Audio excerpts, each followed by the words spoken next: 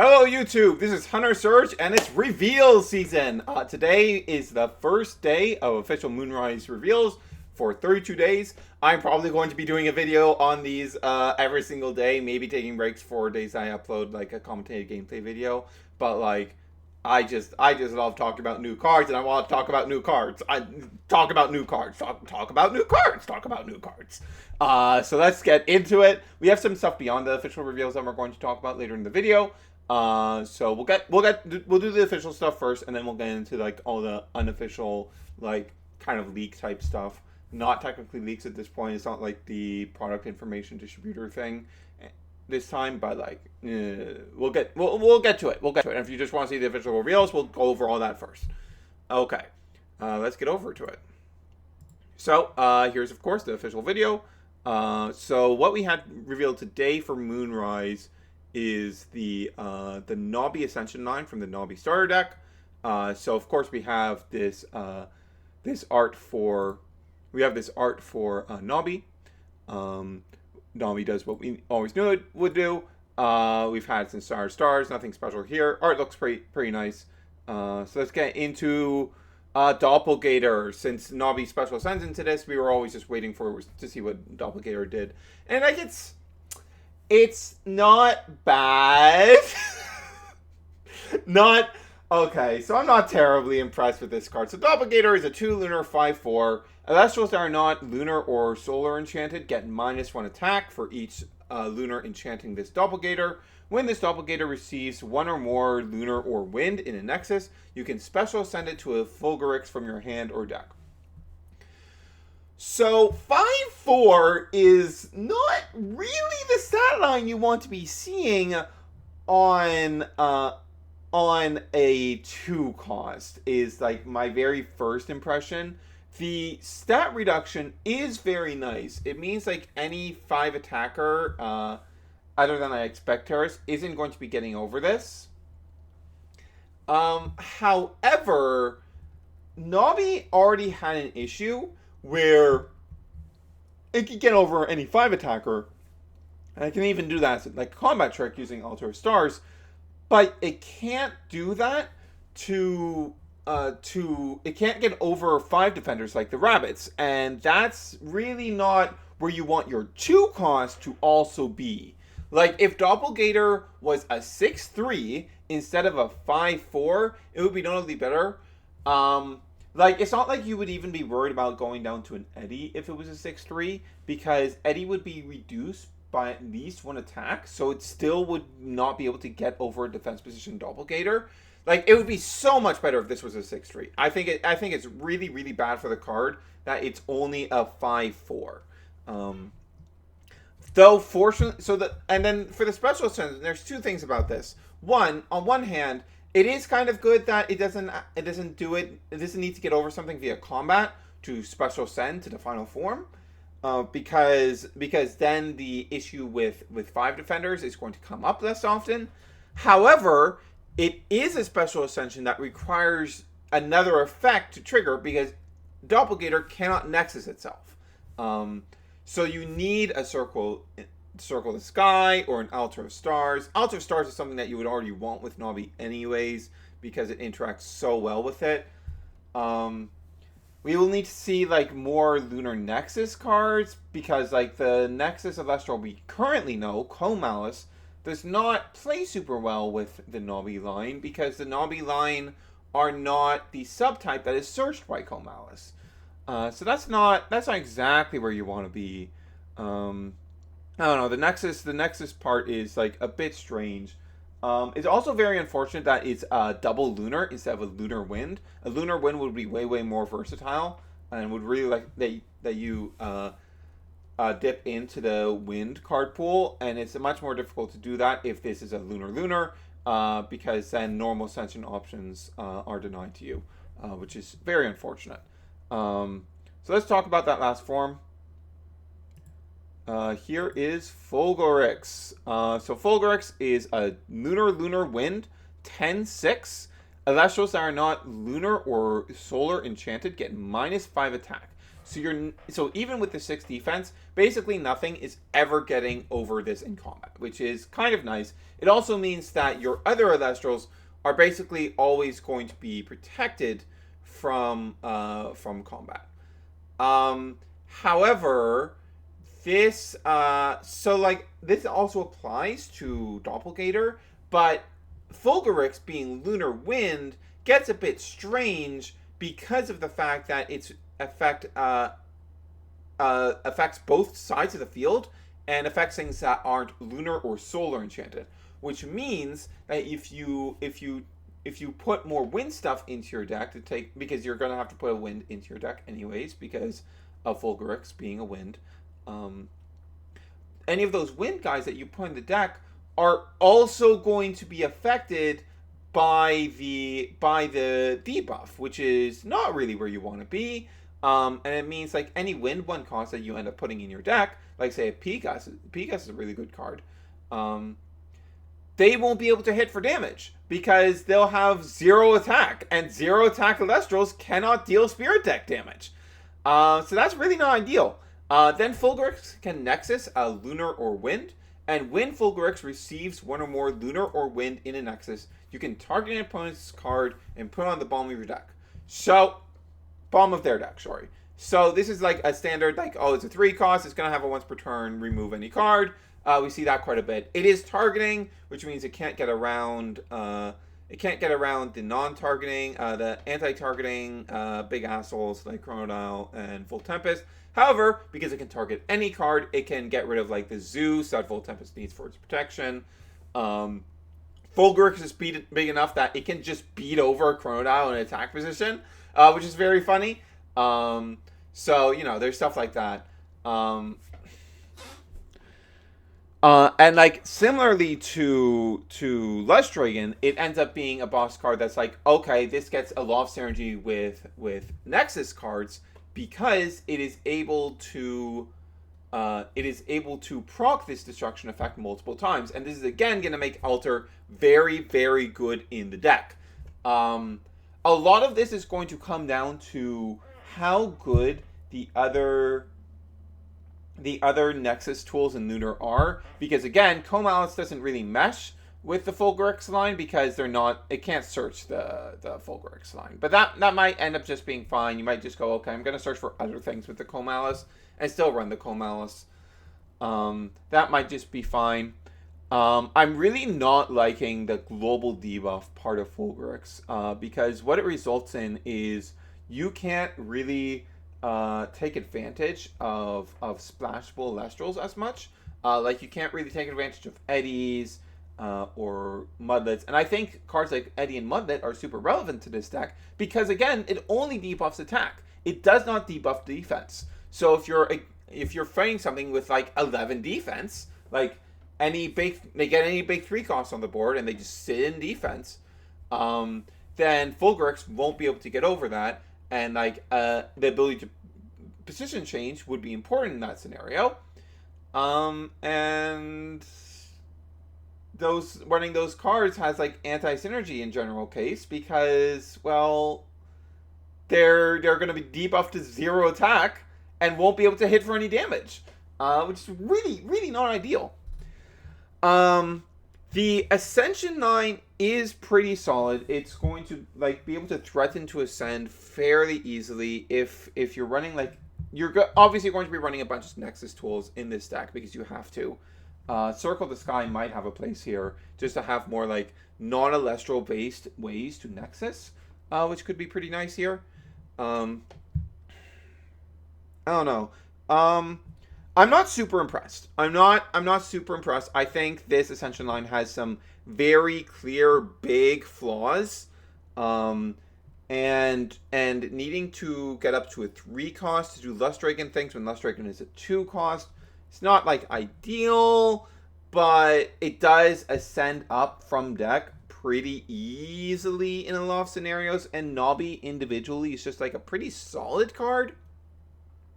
I think what's really killing this for me is the Doppelganger. I think Doppelganger is just like really not that great. This is really not that great of a card. Because like Because, like, okay, you can get over any 1 cost 5, but if you're dealing with any other 2 cost, the debuff is probably not going to be enough to get over it. Like, if you're against, like, a Cryovern, well, they can always just tech some. If this becomes relevant, they can tech some Lunars or Solars and just misenchant to become immune for one thing. But you're only going to get to a Crash against a Lustragon. You're again, you don't even affect the Lustragon. Against Rhinosect, the debuff by 2 isn't going to be enough. It's not like you can like double dip on it like you can with Gnawbie. So like I think the weak part of this Ascension line is really the Doppelgator, and if Doppelgator ends up not being good enough, I don't think Fulgurix ends up good enough, because I don't think Fulgurix is a good enough card to want to normal ascend into it. Its strength has to completely come from the fact that it has a pretty decent, pretty fast special Ascension line it can go through.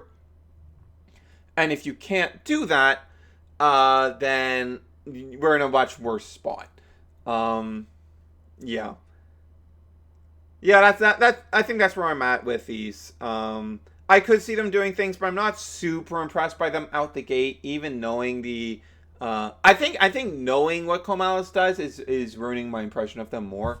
Because we know that because there's no guarantee that we'll get more than one cost Nexusing Elestral. And we already know one of them, and that one is not great for the purposes that we want here. I don't know, man. I'm not feeling it too much at the moment, but there could be something here. I think Gnawbie is individually like a really solid card. And like the fact that it is completely possible to ascend all the way up to Fulgurix in a single turn cycle is really strong. Because you can go like, okay, my opponent put out something in attack position. I'm going to cast out Gnawbie. Then I'm going to run over their thing with Gnawbie. That's going to special ascend into Doppelgator. And then during my opponent's turn, I can then flip over an Altar of Stars, protecting my Doppelgator Nexus from like an Artemis, most likely. Nexus onto the Doppelgator. Then the Doppelgator is going to special ascend into the Fulgurix, and we're just going to have it by our turn 2, assuming we're going second. That is pretty solid. That is pretty decent. And the fact that Gnawbie can also make very good use of Altar of Stars to get multiple chances to get into its special ascension. And there's multiple ways that Altar of Stars can help Gnawbie get there is very nice. But Doppelgator is definitely a really weak link in this chain. And if there's anything here that causes this to not be good enough, it's going to be the Doppelgator. So we'll see. We'll see. That's what I'm thinking on these right now. This special ascension line for Fulgurix. Okay, so there's some other stuff in this video. Let's go over it. So first we got a look at the next. Yeah, here it is. We got a look at the next Shattered Stars series, and what the special like shattered glass foil equivalent is going to be, and it's these constellation rares, and this looks really nice. Like this constellation Toxion looks so clean. Looks incredibly nice. I know that my roommate is a Thunderwind enjoyer and loves those scorpions. So he is probably going to want 3 of these because this looks so clean. Very, very nice. Very good stuff. And then we got some more Elestrals Clash Kickstarter Stellars. So we got this Falcane that looks this Stellar Falcane looks very, very nice. The background, one thing with a lot of Elestrals art is that like there aren't like super nice looking backgrounds a lot of the time, but this background looks so nice. It really stands out because of that. And we're seeing more stuff like that more and more. And then we have another Pulsar art. This is Stellar Pulsar also for the Clash Kickstarter. This also looks pretty nice. I hope Pulsar will have a place in the near future. There's a card that we're going to be talking about in the non-official reveals that is like this is like this could be a huge deal for Polzer, because like if this build around ends up working the way it seems it will, that is a deck that Polzer will be fantastic in. So there could be a place for Polzer in the near future, in the Moonrise future. So yeah. There was also a stellar reveal. What was it? I think it was a stellar Gnawbie reveal in the Elestrals stream. I didn't pull that up, so we're not going to be talking about it. But you can go check that out in the Elestrals stream if you want. Okay, let's talk about the other reveals. So first we have from Earl Master Lurkana.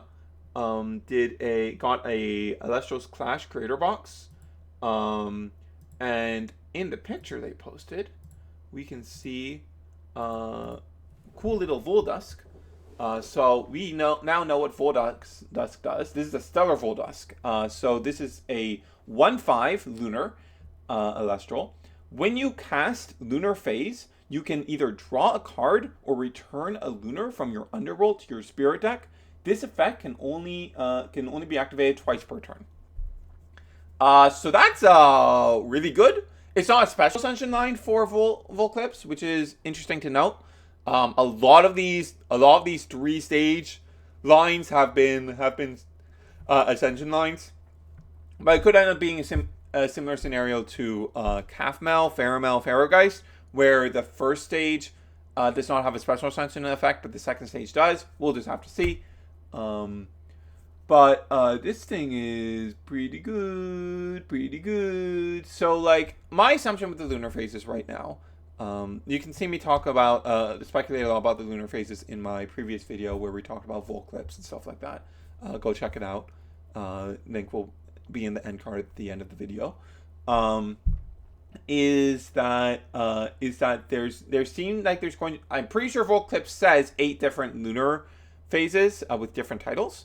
So I assume we're going to have 8 of them, which makes sense.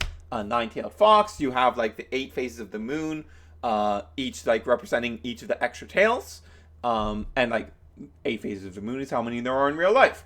So like it would make a lot of sense to me that they would do like, oh, we're gonna make this super flavorful. We're gonna make 8 different lunar phases. So that makes sense. If that's the case, my assumption is that the lunar phases are going to be like a bunch of minor effects that all cost probably 1. And in that case, even outside of that case, but in that case, like in a case where you're going to have to be playing a lot of lunar phases to get your setup for Volclips' board wipe, this is really good. This is really, really good. It's a 5 defender, which is always something you want to be seeing. And it gives you the option to either completely refund your lunar phase, which is one of the problems I was foreseeing with the lunar phases, is that it's like, if I have to play 8 of these, they've got to be really speeding up the setup, and that's still a lot of spirits that you're going to have to spend on that setup. So this refunding the spirits on that is really, really good. And alternatively, if you don't feel you need to refund, you can draw extra cards. Turning any lunar phase into a cantrip is also really, really good. So this card just seems really incredible. Yeah, I'm really impressed by this card. Being a 5 defender is real big. Real big, that's a 5 defender. The exact thing that the Fulgurix deck is gonna struggle with. You love to see it. Okay. Then there was a short on the channel about Kostilith. In that, we saw the upper half of this Tsunami High Tide, which I want to talk about briefly. So, like, we don't know anything about it other than a tsunami. It's a titled tsunami, but we can see here that on one side, we have the water frame. On this side, we have the lunar frame. So it is very clearly a water and lunar card. Considering it was talked about in the context of Kostilith, we can probably assume it has an effect very similar to original Tsunami, in that it's like it's switching a bunch of things to defense position. My hope for this is, considering it is a dual spirit card, and this is probably 2 cost minimum, is that it just switches everything to defense, doesn't care about the spirits it's enchanted with. Probably the worst case scenario is it costs water and lunar, and also is like it only switches to defense things that aren't enchanted with water and lunar. Even in that case, that's a card that will probably have some use cases, especially if there's stuff that cares about you casting Tsunami in Moonrise. It's yeah, because Tsunami is just, like, at the end of the day, a really strong effect. The other thing I'm considering is that there is a way they could make this a 1 cost. They could start playing with the idea of costs that can be paid with 2 different types of spirits, but still only cost 1. So, like, you would make this Tsunami, you can pay it with either water or lunar, but it only costs 1. And if that's the case, and it's like switch to defense everything that is water or that isn't water or lunar enchanted, then as a 1 cost, that's pretty solid, because like being a 1 cost is a lot of what makes Tsunami as good as it is. The fact that your opponent can have 1 attacker just threatening you and you only need to spend 1 to stop that is a lot of what makes Tsunami super, super strong. So if High Tide maintains that puts it in a much better spot. If it doesn't maintain that, it's a bit worse for the card, but it could still be solid if it doesn't have too many drawbacks on it. So we'll see.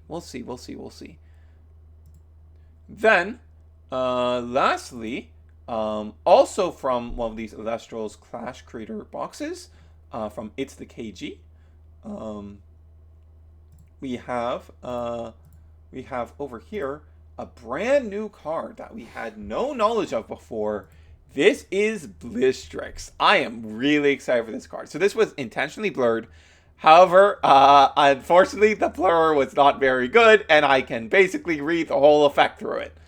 So Blistrix is a Frost Wind 12/6. And when this Elestral is sent from your deck to your underworld, you can special send your unknown to it. So I can't tell if that is special sent over an Elestral, or special sending over a specific name that we don't know.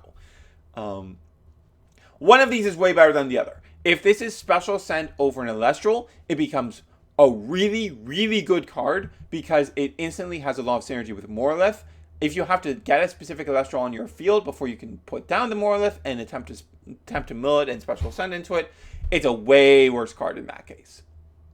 So I really hope it can special send over any Elestral, because this is a really cool build around. This is now a card that's like, okay, you put 3 Morliths in your deck, you put 3 Avalanches in your deck, you run 3 copies of this Blistrix, you attempt to mill it so that you can just special send into it and have a good old time. Its second effect is you can return unknown number Elestrals from your underworld to the bottom of your deck in order to destroy 1 card. So this is non-targeting removal. It looks a lot like Volt Tempest, but it's going to be Volt Tempest's worst enemy, because this is non-targeting removal. It looks at Volt Tempest and goes, I don't care about your protection. Goodbye, you stupid towers. Hope to see you never. This is a very, very nice effect. Very, very strong. I really hope this special sends over any Elestral. Like this, if it does exactly what it seems that it does, I will be building around this card. We will probably find out the full details on this card tomorrow, considering these Elestrals Clash pack-in cards seem to be, hey, here are cards that are going to be like backer rewards for the Elestrals Clash Kickstarter. So we'll probably find out what this card does tomorrow, and we'll be back to talk about that in full detail when that happens. But yeah, I'm really excited for what this Blistrix could potentially be. I'm really excited for like all these cards. These are a lot of these are really cool cards. Not so much the Fulgurix line. I think that line has some problems, but like it's a starter deck. Man, those starter deck Ascension lines are not looking as great this time. Just aren't looking as strong, because like I think Posthumous is like also like not that powerful, but like it's a lot better than when I first evaluated the card, because so many of the Invoke Rune removals are gone. So being immune to counter rune removal is like a lot more relevant now. But like, I'm still not super sure about Posthumous, but we'll see. We'll see. We still need to see what the second stage in the Ascension line does. And if that's like a really solid special Ascension effect, that could be solid. That could be solid enough. We'll see. We'll see. We'll find out in the near future. I will see you guys for the next reveal video. And this is Hunter Surge, signing off.